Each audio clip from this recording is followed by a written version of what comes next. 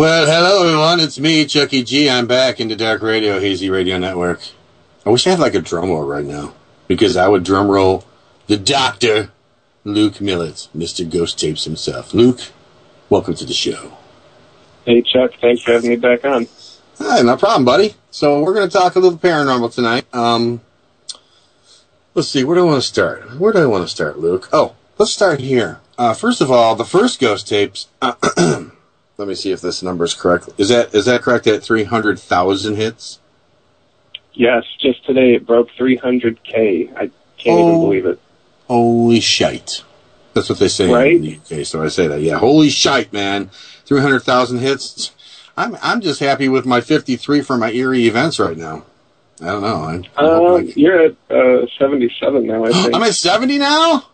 Oh, that's right, folks. 70. Dun, dun, dun. Awesome. Well, I don't know if I'll ever hit 300,000, but you know what? I'm just glad I know someone who hit 300,000. That's awesome. It took 9 months, so you have a way to go. I have a ways to go. Okay. Thank you. Thank you for your positive outlook, sir. I really appreciate that. No problem. So now we've moved into Ghost Tapes 2. I mean, we're moving. There's other ones coming up too, but Ghost Tapes 2 is the one that's out right now. And how's that doing right now? By the way, I mean, where are you at right now with that? Right now we're at about almost 1,800. 1,800. Look at that, folks. 18. And how long has that been out? It's only been out since July 4th, so it's been 20 days. Oh my God! See, you built me up with the other one. Hey, Jack, it was only 9 months, and then look at that, boom.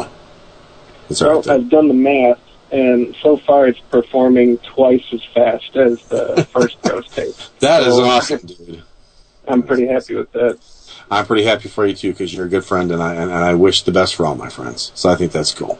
Good for you. So thank you. I appreciate it. Yeah, not a problem. So okay, so we have Ghost Tapes 2, right? And it's running its thing right now. I'm assuming what is next in the works after Ghost Tapes 2? Where are we going to the series, right? Is that we're going from there? Yes, everyone's asking for Ghost Tapes 3, and I want to say not yet. It's going to be a web series for a while, and the series premiere launches on August 1st. Oh, okay, cool. So that's and who happens to be in that one? There's somebody famous. I don't remember. There's some guy there, and I'm just kidding, everyone. Chuck G is actually in the pilot episode, which I'm incredibly excited for, because it was the first time I got to work with Chuck, and everyone did an amazing job.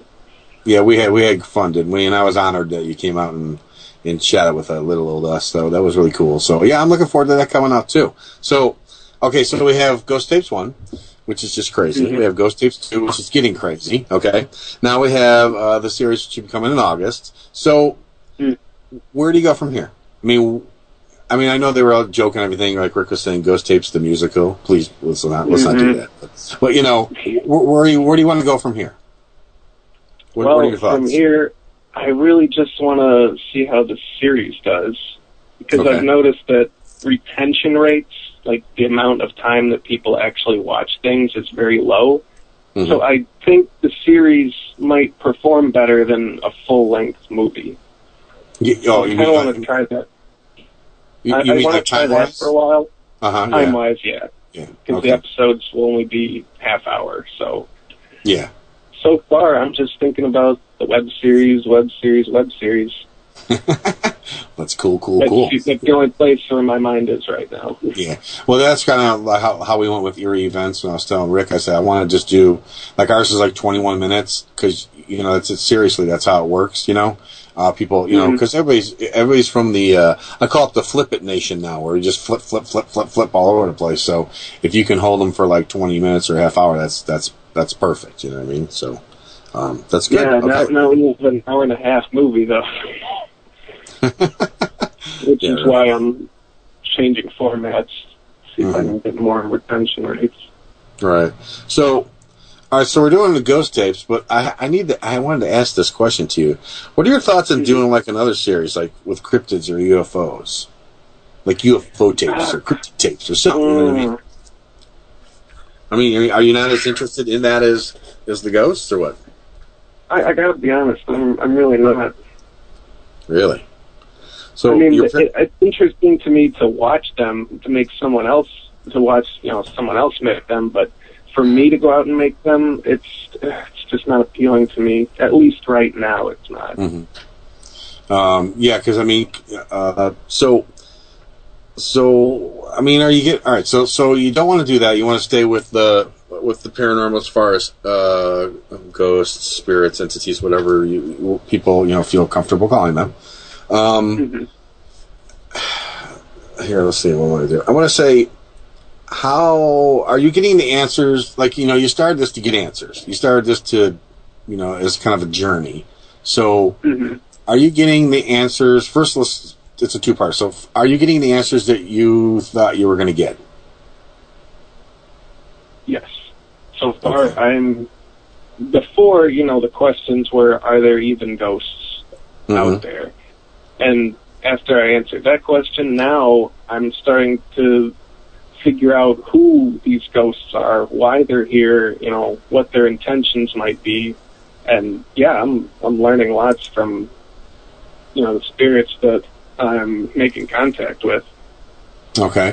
So let's expand upon what you just said. So you say you're learning about them.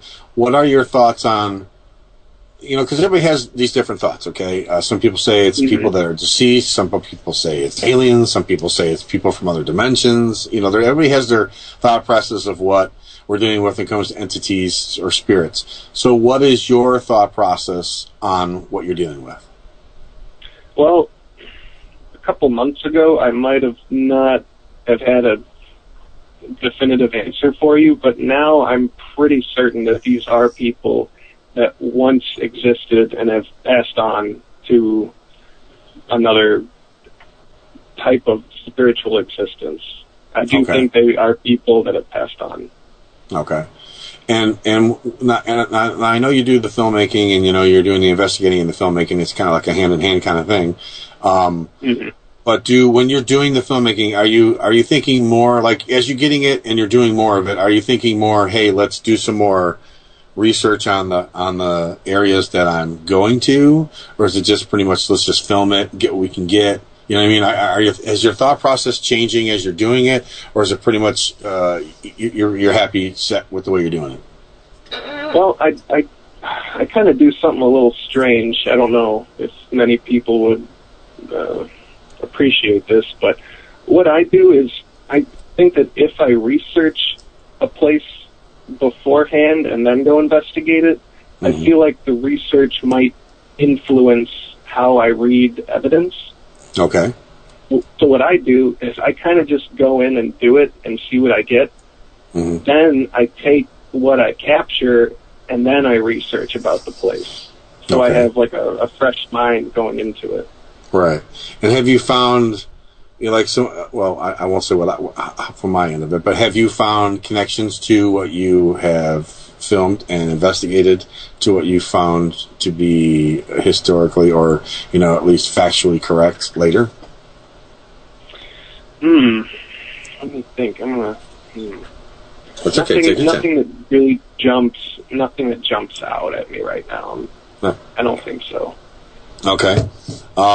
Because everybody has their own thought process, like you were saying. Some people like to do the research before they go in.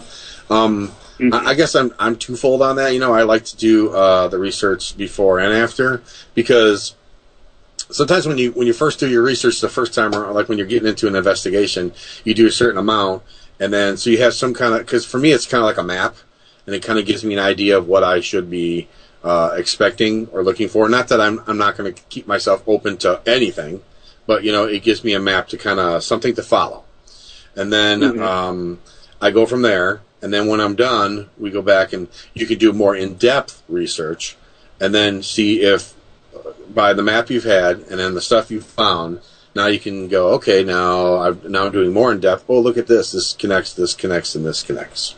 So that's the way I do it. But everybody's entitled to do it how they want to do it, as long as it works. You know what I mean? So have you? I do very light research. Like the only kind of research I'll do beforehand is what are the paranormal claims. Right, exactly. That I will research first. Yeah, I see what you're saying. And do you find that when you go to different investigations, because I know you're still you're still a newbie in the field, you know what I mean? Mm-hmm. So are you finding that the claims match what you're finding, or are you noticing that you're just finding different things than really what the claims are, or maybe it's a little both? Typically, I've found that I find things that have nothing to do with previous claims. Really? Yeah. So you're going in and finding like the claims were this, and you just got like all this totally different stuff. Exactly. Like a lot of claims seem to have cold spots, or you hear voices and footsteps. Mm-hmm. I've never heard anything footsteps or voices really on an investigation before, except one that I did with Rick. That was the only time. And can you talk about that one? Where did you hear the footsteps from that? What was that? Which one was that? It was when we did the Sci-Fi Cafe in Ghost Tapes. Oh, yeah. Okay. And it was really annoying because nothing we were recording with was able to record what we were hearing. So it was very frustrating. But we both heard a man's voice. Mm-hmm. I think it said no, and it was making strange breathing noises. Right. And we could even pinpoint where they were coming from in the room. But yeah, we couldn't record it for whatever reason. And yeah, welcome to the world of the paranormal, sir. Where you see things and you're not ready with your camera, or you hear something, but yet, and you'll also find sometimes you'll get audio on your camera, but it won't be on the recorder, and they're going at the same time, and it's like, well, why was it on this one versus this one? And maybe the frequency was just a little different on this versus this, and that's usually the explanation, that seems to at least fit what's happening as far as that goes. So, what of all? I guess it's a real hard question to answer, but what things have you found that have really impressed you? Whether it's auditorial, visual, whatever. What have you found that really impressed you? Well, the most shocking thing I think we've captured so far is this crazy-looking, I don't want to say orb, because it's not shaped like an orb, but in the rock tunnels at the Stanley Hotel, we caught this, it looked like a musical note flying through the air. Really? And it was right by my head, and it wasn't on my camera. Jim captured it with his camera. But yeah, that's the strangest looking thing I've ever seen. And people in the comments section are saying that it's an apparition, but it doesn't look, it's not identifiable, which is the craziest thing. Right. Well, yeah, because you got to realize too that just because, like when people say an apparition, I automatically think, hey, it's supposed to look like a human being, and I should just recognize it. But that's not necessarily always the case. Just like with shadow figures, they can just be shapeless or some kind of a shape, but nothing that you could say, hey, it's a triangle or a circle. You know what I mean? So that's how that works sometimes. It's not what your perception should be of it, but it is there in itself. Now, watching, because this was Ghost Tapes 2, Stanley, right? So, all right, I'm going to ask about the door. We've talked about it, but I want to ask on air about the door. Okay, and so if no one's seen the Ghost Tapes 2 thing, you're going to hear about this right now, and you need to go check it. Then you'll be wondering, what the heck am I talking about? And that'll get you to go see it. So, spoiler alert. Yeah, spoiler alert. All right, don't turn me off. Please don't turn me off. So, what did you think about that? What was your perception of what happened there? I think it was something that could fully be explained by physics. Okay. So even though it looked cool, and it's funny too, because you got to remember, just because we can explain it, or just because we can recreate it, because that's usually what a lot of us do. We try to recreate whatever, and then you got to kind of put it to the side if you can, because you can't say 100% that it's paranormal. But at on the same token, it's kind of frustrating because just because you can't recreate it does not mean it wasn't paranormal in essence when it happened. Would you agree with that? And just because I think it's physics, that doesn't necessarily mean that it's not something spiritual. That's just my opinion. Right. Well, yeah, because it was the way it all went down. He walked to the door, and then it closed, and I mean, the first thing, because I'm me being an investigator, I've been for a while. So the first thing I'm thinking, okay, floor, level, door, wind, suction. I mean, any of that stuff could have, you know what I mean? Yeah, absolutely. Gave away be anything. Yeah, but at the same time, it was still cool and made me freak out when I saw it. I was like, holy crap, that was cool. You know what I mean? So imagine me sitting right there in front of it.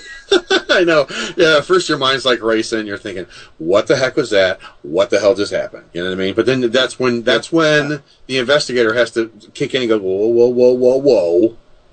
You know what I mean? As long as it was really cool and all, but let's back up and then take another look. And that's where you start learning to, I mean, because we all get like giddy or excited when something like that happens. I don't care who you are. If you say you don't, you're lying. You know what I mean? But then, you know what I mean? But then it's like as an investigator, you have to, because I mean, you're a filmmaker, but you're still an investigator. So you need to be able to take a step back and go, okay, wait. You know what I mean? Let's try to figure it out. But at the same time, you're still allowed to put it out there. You know what I mean? Because everybody's going to have their own opinion about it. Some people might say, no way, that's not physics, or I don't believe that. You know what I mean? I mean, would you agree to that? Yeah. Actually, now that I'm thinking about it, this is kind of cool, actually. You mentioned the guy walking through the threshold of the doorway right before it closed, right? That's correct. Yep. Well, earlier in the day, we were, in a tour group that went in that same room, and the door was open and it didn't close, and then we all, like 40 or 50 of us, all left the room, and it still didn't close. See, now that's interesting. Now, at the same time, yeah, it's very interesting. But at the same time, you got to check. Did you now I'm not putting you on the spot or anything, but you need to check the door, the hinges, see how loose it is. The levelness of the floor. Like that. I even carry a level for crying out loud, just because to do that. So you can check to see, because you need to know. You know what I mean? But the fact that we definitely checked the door extensively, and that's why I'm giving the opinion that it's physics. Right. That's interesting, though, that you said that all those people went through the doorway and it didn't close then, correct? Correct. Okay. And I don't remember, were you talking about anything at the time when that happened? Or, because I don't remember what what was transpiring at the time as far as what you were talking about. I thought it was something to do with the spirit or whatever. And I think he was talking about the actual door, wasn't he? About it closing by itself and stuff like that. Yeah, the lore at the Stanley in that particular room is that there's the spirit of a little girl named Lucy who likes to close that door. Okay, there you go. So, and then after he talked about it, he walked through, and then the thing slammed behind him. So, you know what I mean? Yep. And then if you add in the factors of, well, it could be physics, but then at the same time you're talking about 50 people going through a doorway, and it didn't close. It's kind of a half and half, you know what I mean? It makes it a lot more interesting when you watch it. It is. That's a tricky one. Yeah, there you go. So, all right, so since I've never been to the Stanley, and you're a lucky guy to go there, I mean, Rick's been there too, so I'm the only one that hasn't been there. I'm the loser in Illinois that can't go to the Stanley Hotel. How did it feel to be there? I mean, it's such an iconic place in just because of Stephen King and The Shining and all that, but I mean, for the paranormal lore to it, that's what really I think makes it iconic to me anyways. What did you feel like when you were there? Did it feel that iconic as people make it out to be? Jim and I, so hard to explain. We kind of felt, we weren't, like we were investigating a lot, but we had a lot of downtime there too, where we were just relaxing. And it wasn't creepy or scary at all. It was actually very comforting and warm. And it was like 4 a.m, and everyone was sleeping except Jim and I. And it just kind of felt like it was our house for a brief period of time. And isn't there like...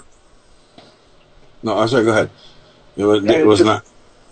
It felt natural. It's like we were meant to be there. Yeah, and isn't one of the floors? I can't remember which floor it is where you can hear the kids running up and down the hallways and stuff. Is that correct?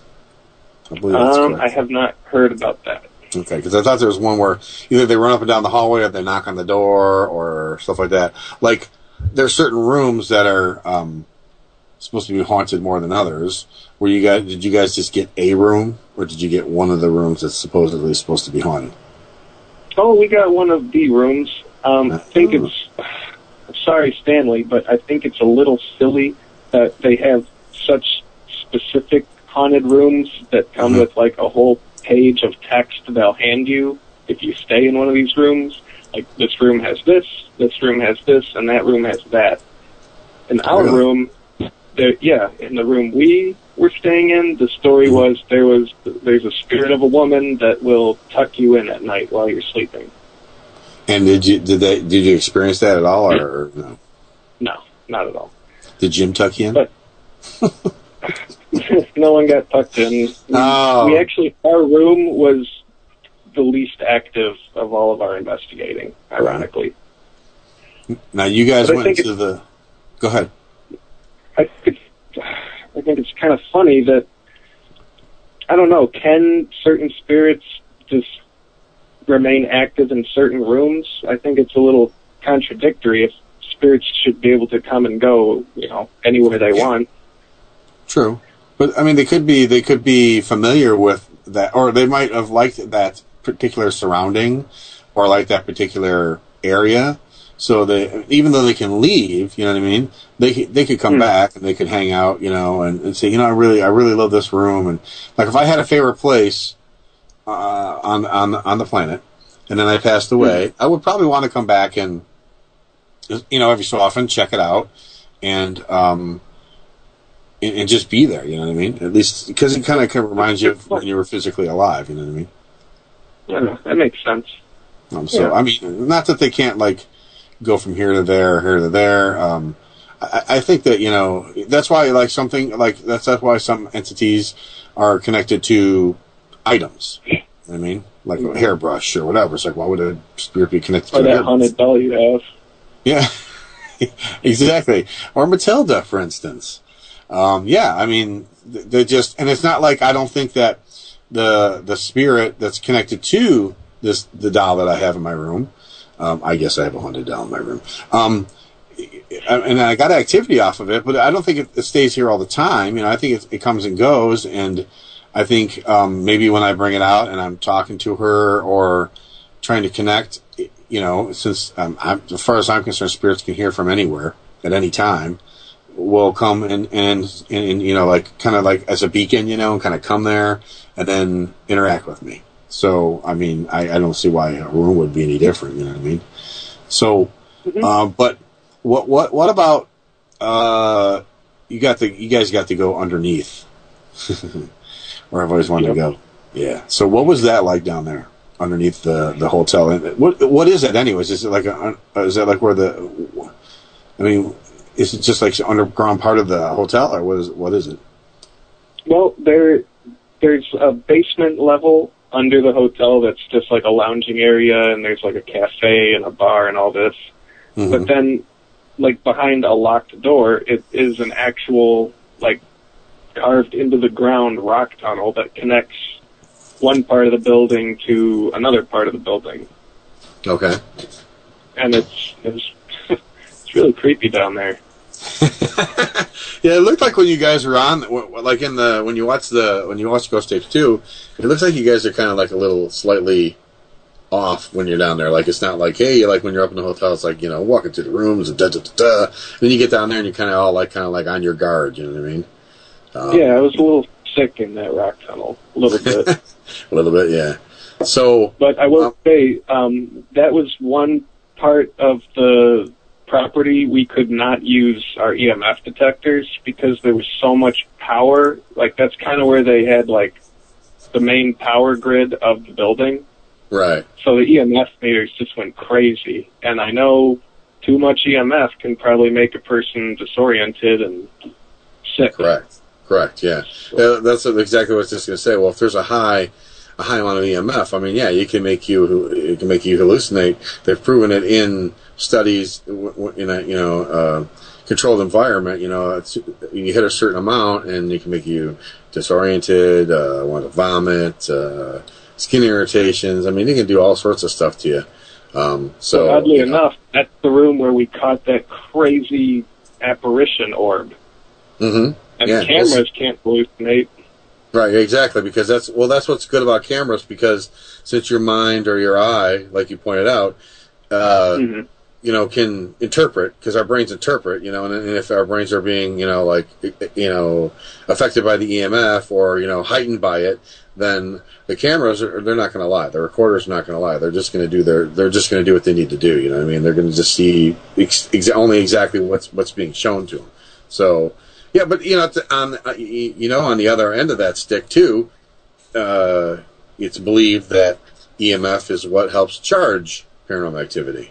I was just going to say that whole room could have been a giant EM pump for spirits. Yeah, exactly. Yeah, because people use them all the time. So why would that be any different? Only on a larger scale. So I mean, that's why. Did you guys get? No, I don't remember at that point. Did you guys get audio for that? I have to go back and watch it again. we got a couple spirit box voices. Okay. And one of them was not happy that we were in the room, so we left today. You left, yeah. Well, it's always a good thing, when it's an angry spirit to probably just get the heck out of the way. So yeah, it seemed to know. Yeah. So now I know they have I don't know what they call it. Is it the carriage house or whatever they call it out there on the property? Yeah. Were you not allowed to go in there? Oh, we were allowed. No. We went in there actually. The person who was taking us around the property was. He's kind of new. They just kind of hired him recently. Okay. And we just didn't know if he had a key to it on his ring or not. And it just so happened he had a key that fit the lock. And so we went in there for a little bit. And some crazy stuff happened in there, too. And you got that on, and that's in Ghost Tapes, too, correct? Yep. See, I'm not talking about all of it. I don't want to spoil it all, you know what I mean? Yeah, I'm trying really hard not to spoil it. Yeah, it's okay. That house was crazy. Cool. Yeah. Well, everybody has to check that out. So, all right. So we have the Stanley Hotel and other places that were in Ghost Tapes too. We'll try not to talk too much more about that because we want to leave it we got to leave some mystery for everybody. So, so now we're doing episodes. So we did the first one, of course, I know is with us Into Dark Investigations. Have you? And you don't have to tell me what you got, but do you have more episodes in the can already, so to speak? We have 4 episodes in the can, and Rick and I are going to shoot this one in a week. Yep. Whoa. So I've been busy. So, yes, I know all about being busy. So, can you tell us where you and Rick are going, or is that a secret right now? If it's a secret, it's okay. I'm sorry, say that again? I didn't hear you. I said, can you tell us where you and Rick are going to be going for this episode? Oh, yeah. Okay. We're going to the Arcada Theater in St. Charles, Illinois. Really? Theaters are always cool. I mean, you already been at a theater with us, right? Yep. That's cool. And what can you give us just a general idea of at least what are the claims of the place that you're going to, or what are you looking into? Do you know? Cold spots, voices, footsteps. The usual. The usual. That's cool. All right, so we have 4 in the can for the series, and then first 2 in the series. So are you, like you were saying, are you going to go to try to do another long one, or are you just going to just stick with the series like you said for now? I mean, eventually, or no? We're going to see how the series does for a while, and if demand goes up, then and the 3rd movie is not out of the question. I'm just trying to change gears for a while and see what works better for viewers. Right. So, all right. So, besides Ghost Tapes, anything else you're doing? Any other projects or anything that you might be thinking of in the future besides Ghost Tapes? Well, right now, I'm helping Jim Chester with his documentary called Adjusted. And it's about chiropractic and the health industry. Oh, okay. And how's that going? Good? We're still working on funding. Yeah, that's always the fun, right? The funding part. Yeah, we haven't really shot anything yet, but. So I saw when we were, So I saw when we were investigating recently in another location, you had some new equipment, a couple new things. Was that correct? Let me I think. thought you had some new stuff like, well, you have your, let's see, because remember, the first time I hung out with you, you only had a few things. I thought you had some new stuff when we were at that other investigation. Or was I incorrect? I may have. I just have to, because we've done so much shooting, I don't remember what I had and what I didn't have. I know I took the antenna out of my spirit box. Yeah, and how's that working out? Not even done that, because I was just talking to someone else that did the exact same thing. How's that working? Now you've done it. Oh my gosh, it's night and day. Cool. We will sit at a place and have it run, and it'll just be static for 20 continuous minutes, and then we'll ask a question, and then a voice will come through immediately, and it's kind of hard to, refute that. Right, exactly. Or argue with it. Mm-hmm. Yeah, well, I like the one I got now with the detuned AM, which is kind of cool. Yeah, I want to play with that. Yeah, that was cool. Yeah, we got a lot of stuff at that one investigation, and I was just like amazed that the interaction, I guess, because it was intelligent interaction. I mean, you can't refute. I mean, them saying our names over and over and over and trying to answer to what we're saying, or at least repeating what we're saying. And it seemed like they were having fun with us as much as we were having fun with them. So I enjoyed that a lot. So yeah, so I do like that. So I wish I was in that room at the time with you guys. I know. So what is that your favorite piece of equipment as far as equipment goes? The SB7, or do you have some? Yeah. That and the night vision camcorders in general, because you can you can see things with it that you just can't see with your own eyes. And do you have your eyes on anything that you would like to have in the future, as far as equipment? Yeah. Wait. I like that answer. Yeah. It's got like a grocery list like me, don't you? So what do you got? Camera, Oculus 3. I'd love to get all this crazy stuff. Mm-hmm. Yeah, I'm thinking thermal imager. That's a thermal imaging camera. That's what I'm thinking right there. I think that would be best. But I'd have to take out like 4 loans, or bump somebody off to get the money to do that. So yeah, I'm what do you think? Loans, right? Yeah. What do you think about the this SB11 that came out? Have you seen this? Yes, I have, and I've seen it used on some of the TV shows, and it doesn't seem terribly different than an SB7 without the antenna in it. Yeah, it seems exactly. Pretty. Maybe when they come out with the SB15, I'll spring for that. But I mean, the 11, it's a little too big and impractical for my needs at the moment. Right. Yeah. It's seemingly the same thing. Yeah, it's me. I was thinking the same thing. It's just like 2 of them going. I mean, I understand they're going backwards from each other. I mean, I guess that's the. I think that's the theory behind it. They go backwards from each other, so you can reverse one way and one the other way. But I don't know. I've had a lot more luck with my detuned AM one than I've had with any of the stuff I've had so far. So I think I'll just. Yeah, that doesn't make like sweeping noises, really, does it? No, it just kind of like. Well, you hear like a double pop, But then it'll be very quiet. And you don't hear anything and then the voices that come through are extremely clear. So, and it doesn't. I like that because it doesn't seem like it would give you a migraine after using it. Yeah, because my old tech manager, Larry, he hated that thing. Every time I pull it, he goes, "Oh, God, here we go again." You know what I mean? It was just really loud and obnoxious. So, yeah, this works a lot better, and it kind of keeps it. And then, when you do it at the fastest speed and you're doing reverse, I mean, you pretty much aren't going to get full syllables out of it. So when you do, I was getting full words out of it, all the way. It's kind of hard to refute that too. I mean, there's also there's always a possibility it's something else. But when you put in the intelligent factor of connecting with what you're saying, that adds even more presence to it too. So. All right. So besides buildings, I mean, are there places that you want to go? Are there places you want to check out? I mean, is the places Ghost Tapes wants to go? Suicide Forest in Japan. Oh, dude! Now we're talking. Oh. Now you just hit the nerve right there. That is the place I would die. Sorry, I shouldn't say die to go, but that's the place I would like. Yeah, I'm sorry, folks, for the verbiage on that one. Yeah, it's someplace I've looked into it a lot. I've read a lot about it. I mean, and as far as Asian culture goes, I mean, they have a lot of folklore to do with spirits, and they're very particular about that stuff. So, and I mean, it's really sad that I mean, people go there to die. You know what I mean? Yeah, I mean that's pretty sad. But pretty sensitive, yeah. Yes, it is. But I mean, at the same time, it's very interesting. Unfortunately, on a paranormal level, it is interesting to.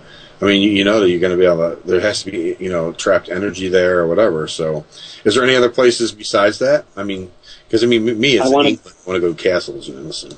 Yeah, you and I have talked about this. I don't remember what it's called, but you will. That giant circle in Romania where nothing grows. Yeah, where nothing grows. Yeah, and they had it on two of the different. I think they had Ghost Adventures twice. I think Destination Truth went there too. Yeah, I can't remember the name of it right now, but yes, it's that's another place I'd like to check into just because of the all the anomalies that happen there. And yet they took specimens of the land, the dirt, everything around it. And nothing showed up to be different. Like there was no reason why things would not grow there. But yet at the same time, it's this giant circle of dirt in the middle of this forest, and things would happen to people. I mean, the one guy from Destination Truth, the first time he went, he wound up got pulled right off camera, like 100 feet backwards. They couldn't find him. He was out cold. He had claw marks on the inside of his arms, but yeah, he had had long sleeve shirt, and nothing was on the long sleeve shirt, but inside were giant, claw marks on his arm. So I don't know why the guy would want to go back there the second time, but they're finally talking him to the second or third series for it. He came and did it again, and this time you could see his ears were bleeding because of some, because of frequency or something. He couldn't stand up, couldn't walk, and of course, thank God, the second time he was wise enough to say, "I'm not doing that anymore." But there has to be. I know when Zach went there in Ghost Adventures, he practically lost his mind. Yeah. Yeah, I mean, because I think there has something to do with it has to have something to do with frequencies that are being put out that maybe it's just like people go, well, that's impossible. You can't have frequencies. Well, yes, of course you can have frequencies that other people can't hear. It's just like a dog whistle. It's no different than that. They use that stuff in the military.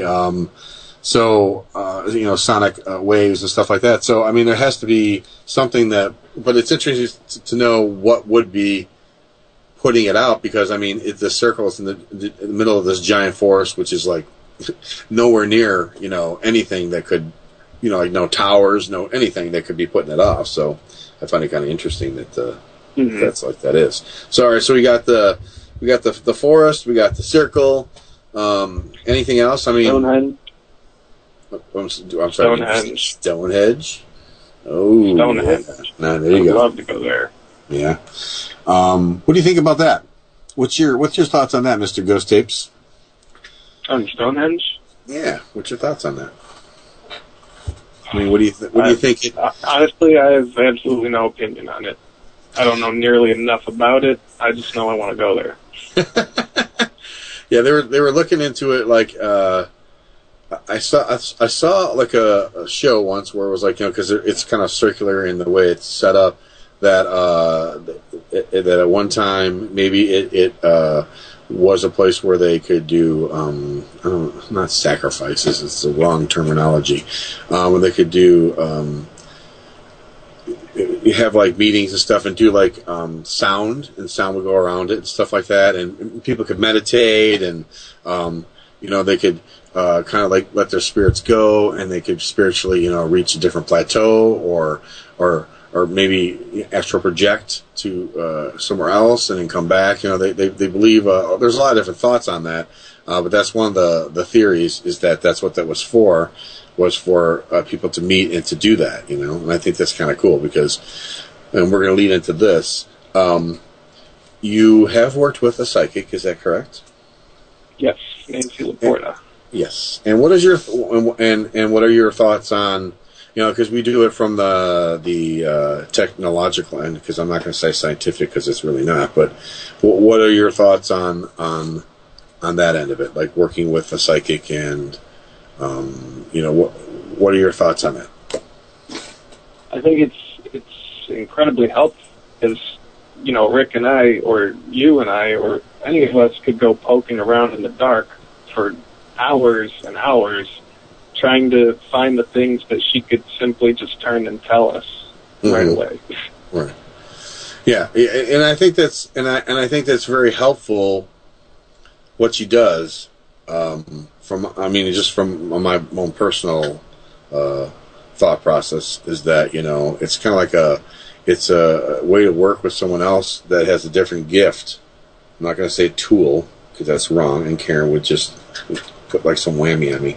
It's not a tool. It's a gift. The people are gifted, and so they can help us to get answers. Because I don't know if this is the way your thought process is, but for me, anything as far as a paranormal event or something out of the norm, it's kind of like a puzzle, and you got to try to put it together. So you can try to, at least somewhat make some sense out of it. And I think that by letting them use their gifts and helping us, and then like we do a little bit, and then they do a little bit, and we do a little bit, it seems to fill in a lot of the gaps. Would you agree? Oh, absolutely. Okay. And and be honest, when I ask this, do you like doing it with a psychic, without a psychic, or do you like to flip back and forth? I mean, how do you feel about that? Half and half. I'm going to be completely honest. As helpful and accurate as psychics can be, they do take some of the fun out of it. There you go, folks. You heard on In the Dark Radio. Now my best buddy Cal and Nancy are going to kill me. You want to be this awesome investigator. You want to go finding the answers, and then they just tell you, and you're like, oh, okay. I guess, yeah. It's like, are you saying it's like when you get a Christmas present and someone hands it to you and then the other person says, oh, this is what's in the box? Kind of like that? Yeah, it's like handing someone a present and then telling you what's in it before you open it. Oh, yeah, but why did you wrap it?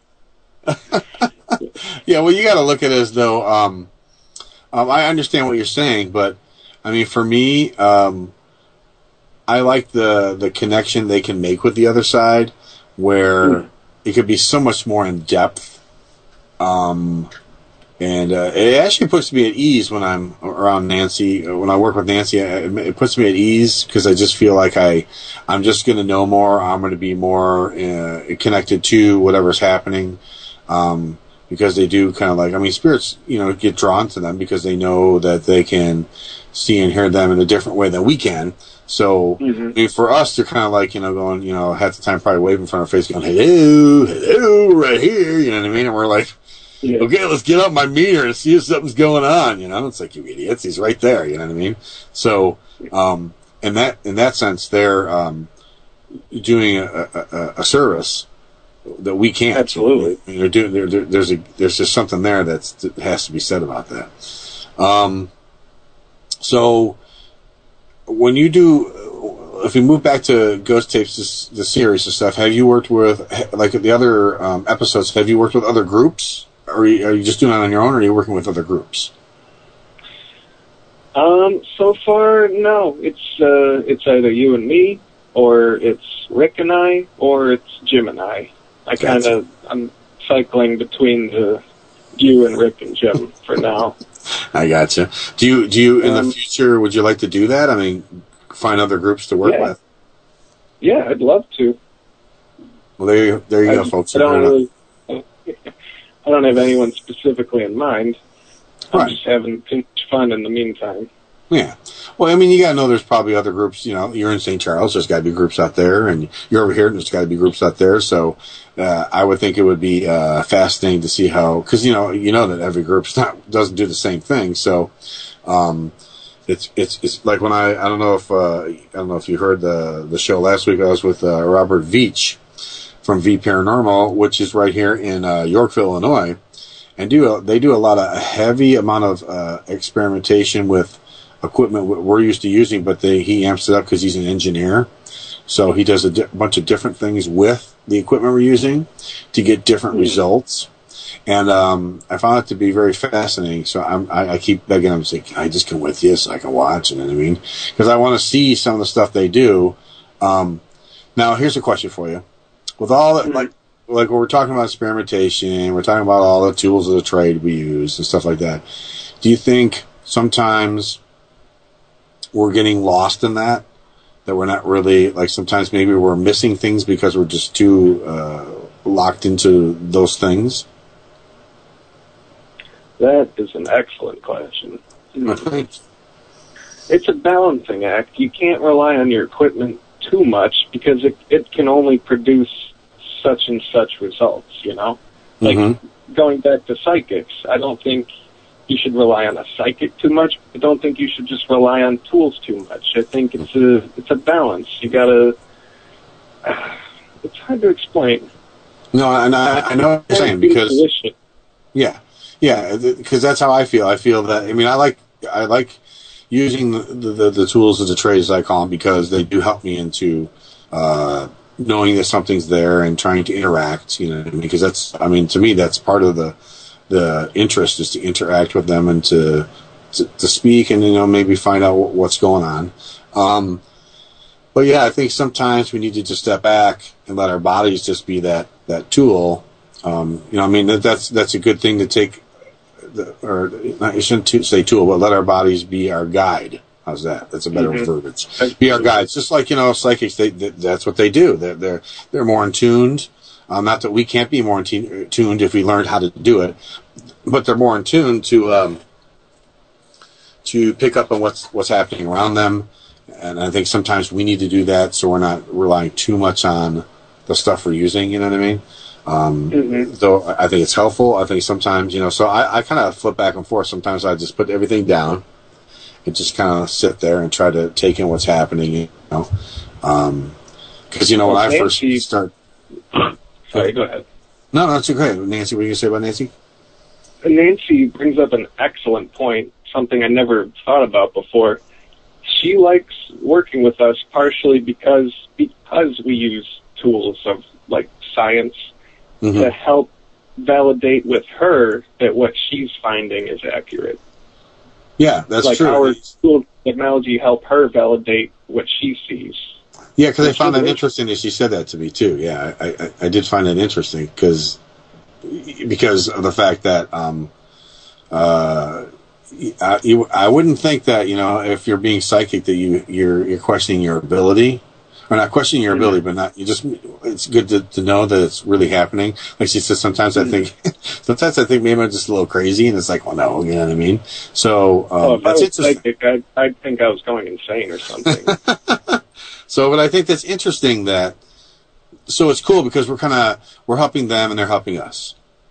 Exactly. And I think I think it's good that it's starting to happen more and more in the field, because, you know, at first in the field it was kind of like split, you know, psychics were over here, guys with the tools were over here, and we didn't, you know what I mean? They didn't interconnect. Yes, you got to balance them both, I think. Right, I agree. I don't think that I don't think one or the other is going to give us any kind of answers or insights. I think it's going to be a combination of both. Is what's really going to turn the tide on that. So okay, so we talked about lots of different things as far as spirits. What about where they're coming from? Like, you know, people talk about portals. Talk about, you know, because, you know me, I'm like the crazy guy with mirrors. You know what I mean? But what about? Have you ever thought of looking into where, or possibly, you know, like when someone says, "Oh, there's a portal over here, and that's why they're coming through." Have you ever thought of trying to investigate that side of it? I mean, not you know, not the entities or whatever. Well, I mean, in a way, I guess it would be, you know, kind of, but, you know, like maybe where the doorways are, or looking into that kind of that thought process. Yeah, and I think that would personally be a little difficult for me, because I don't know if it affects that or anything, but I'm a religious person. So I don't know how that would. So what do you mean by that? Do you mean where that they're coming from? I think I might be a little biased based on my religion. You know what I mean? Okay. So, all right. So you're saying that because you're religious and you have your certain ways that you were raised what you're raised to believe in, that by looking too much into that, it might conflict with what you were taught.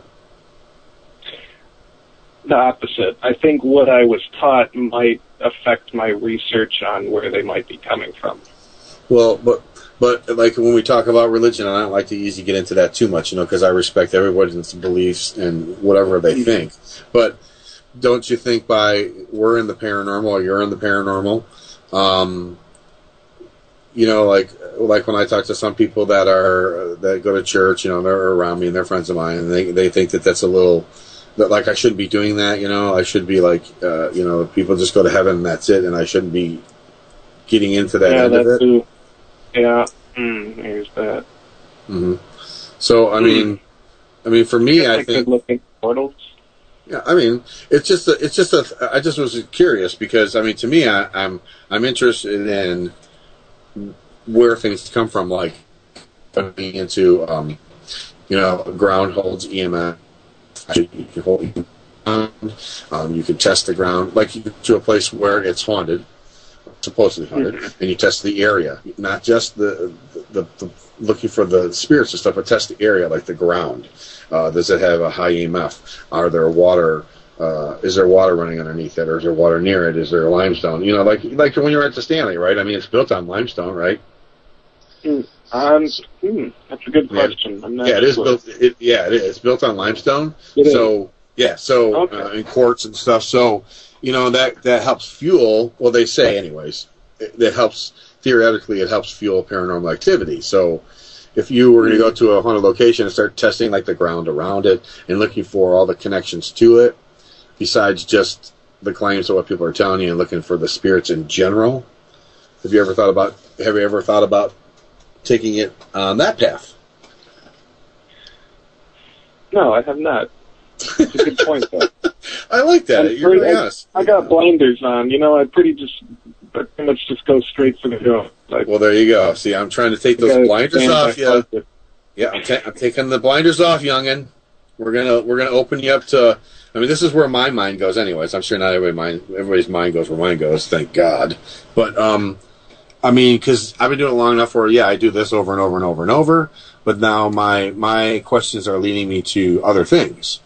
Like, why is this, where are they coming from, and how is this happening, versus just the fact that it's happening and trying to capture what's happening.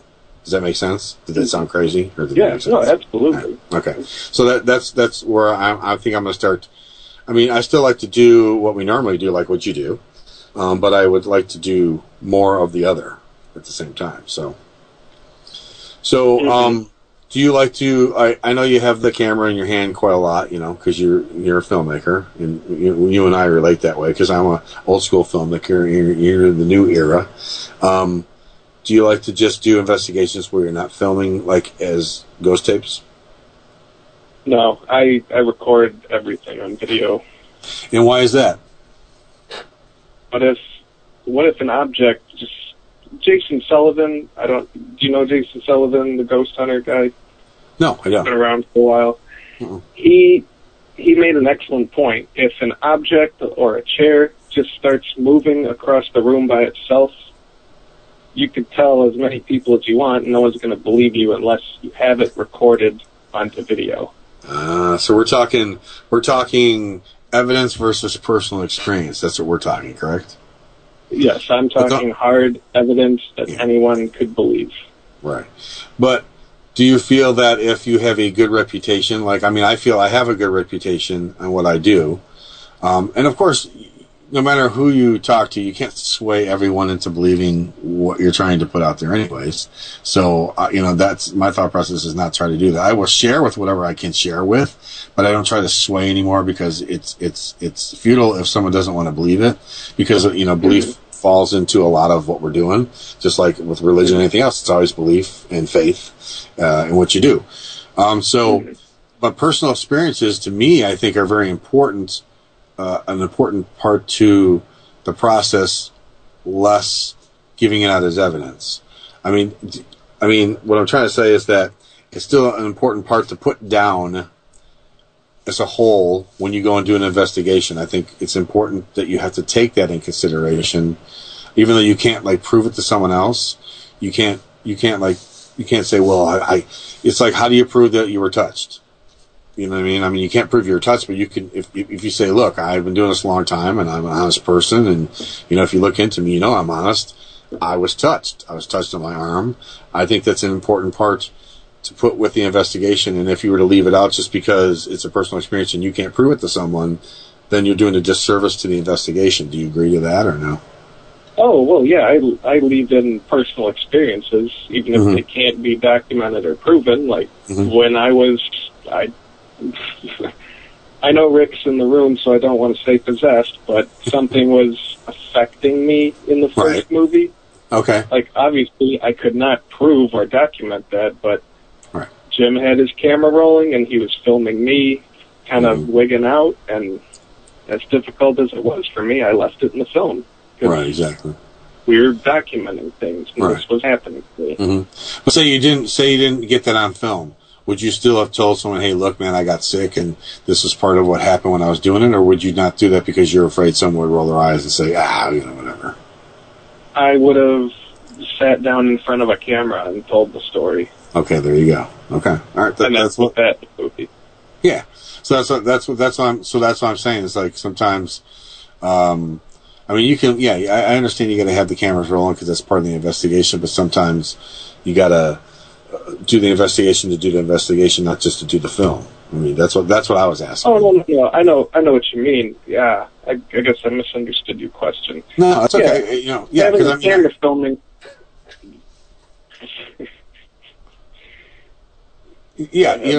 Well, no, I'm just saying it's an important, it's a personal experience. It's still important to not, I don't want to say enjoy that, but you know what I mean? To take take it in, you know what I mean? And I know you have the passion for it because I see it all the time. Like I've worked with you and I know you have the passion, not just for the filmmaking, but for the aspect of doing investigations. So that's what I think I have a better answer. I have a better answer for you now. All right. What you got? Give it to me. The last investigation that we all did together. Yes, sir. There's obviously I was rolling and I shot things and I edited an episode out of it, but there is that possibility that the client will decline the idea of having it released. Okay. And I went into that investigation with full knowledge that all of this footage might be completely thrown out. And I was fine with that because we're really here just to help document and see if we can gather answers for what this person is going through. Yeah, and that's what I wanted to bring out from you because I knew that's the true nature of you. That you do have the passion for the field. I'm not knocking the filmmaking or anything. I think you're an excellent, awesome filmmaker. And I was the first one when I saw the first one. I was just totally like, this is like the coolest movie ever. Where the heck has this guy come from? You know what I mean? I swear to God, I was like, what the heck is this? So I knew that. I just wanted to bring out your passion for the listeners that are listening to know that you have that drive and passion. It's not just the filming part of it. See what I'm saying? Absolutely not. The videos I make are just a byproduct of the research that I do. Right, exactly.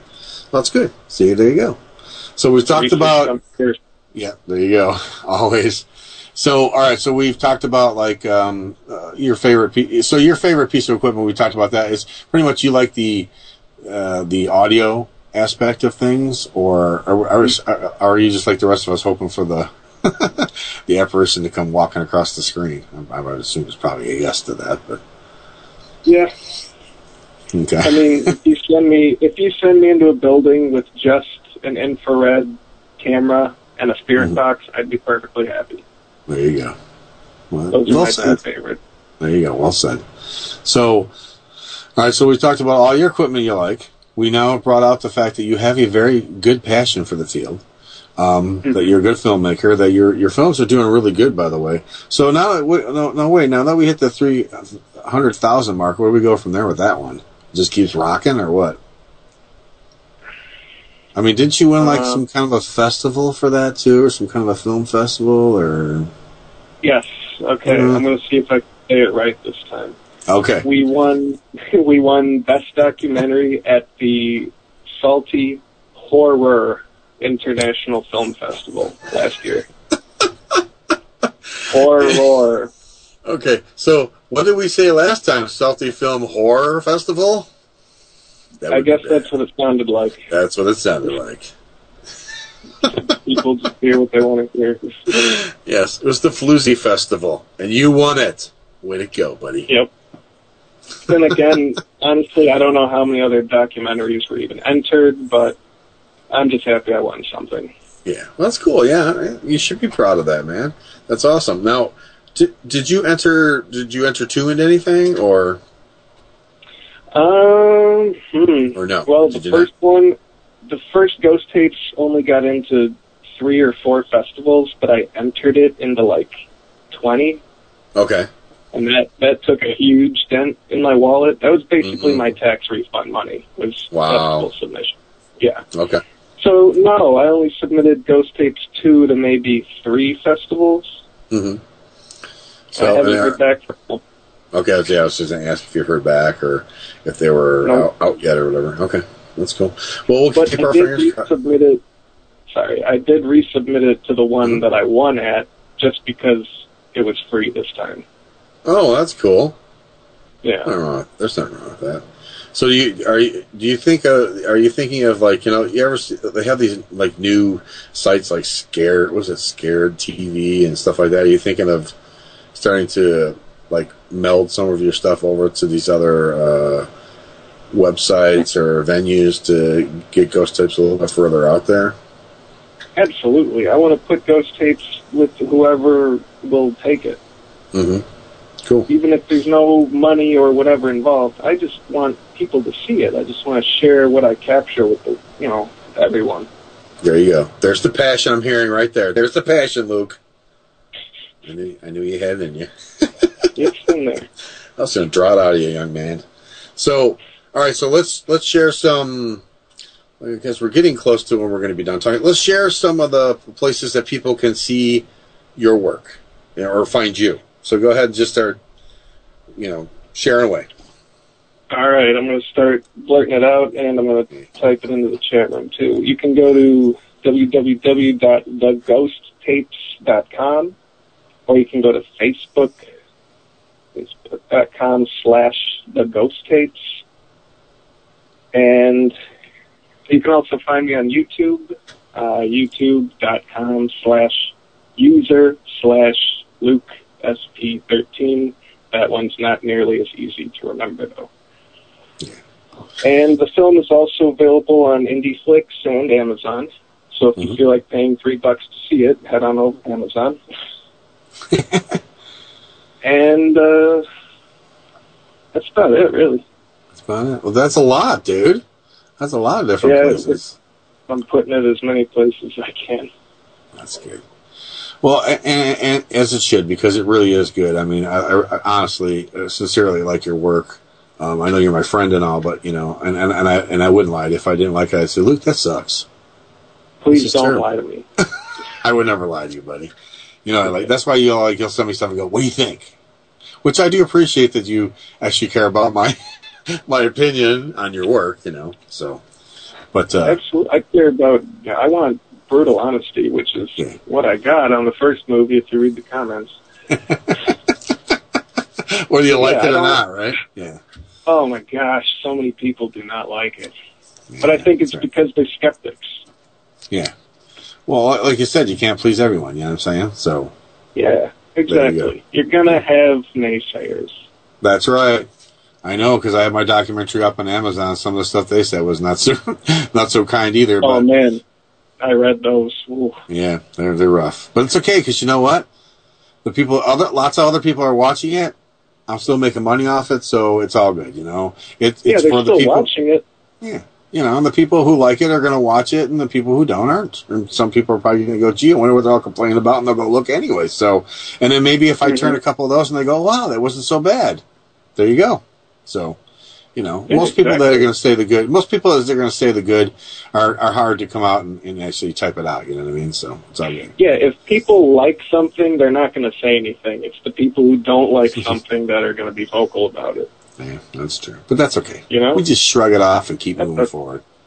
Yeah, there you go. Yeah, yeah. All right, well, I wanna thank you for coming on the show once again. Thanks for having me on once again. Yeah, no problem. I hope you had a good time. I hope it wasn't like I wasn't trying to grill you. I wasn't trying to grill you or anything. I just wanted to. I like a good grilling. Yeah, you know, I just wanted to bring out your passion and stuff because I know you have it. So, and I do appreciate you coming on. And hey, who knows? Maybe you'll come again sometime when you have like Ghost Tapes 15. Oh, here's hoping. There you go. All right, Luke, I want to tell you thanks, and I wish you the best, and I'm sure I'll be talking to you soon. And I hope to work with you again very soon. Very cool. Sounds good. All right, I'll talk to you later, buddy. All right, you have a good one. All right, thanks. You too. Bye. Bye. Well, there you go, folks. Mr. Ghost Tapes Millett. Mr. Luke Ghost Tapes Millett. So, Cheryl, what did you think about that wonderful interview? I thought it was great. Well done. Very interesting. I wanted to get like his passion to come out. You know what I mean? Yeah, you did. Yeah, and I think you did a good job doing that because we had Luke on our show too, and enjoyed talking to him then as well. But I know he's gone to the next level now with Ghost Tapes 2 and the series, and so I know his work is evolving, and it's good to find out more about how he's doing things. So yeah, because I wanted to show people, because I know him personally, so and I know that he's very passionate about filmmaking and doing all that, and he's really good at. I'm sorry, he's just really good at that. So, but I wanted to show that it wasn't just filmmaking that's the reason he's in this field. It's because his passion for getting the answers to, you know, what's going on, because that's actually what brought him in to begin with. You know what I mean? Yeah. His filmmaking was the tool to get that out to people. Yeah. So I just wanted to make sure people knew that. So I think they know it now. So there you go. So I hope everybody liked my little interview.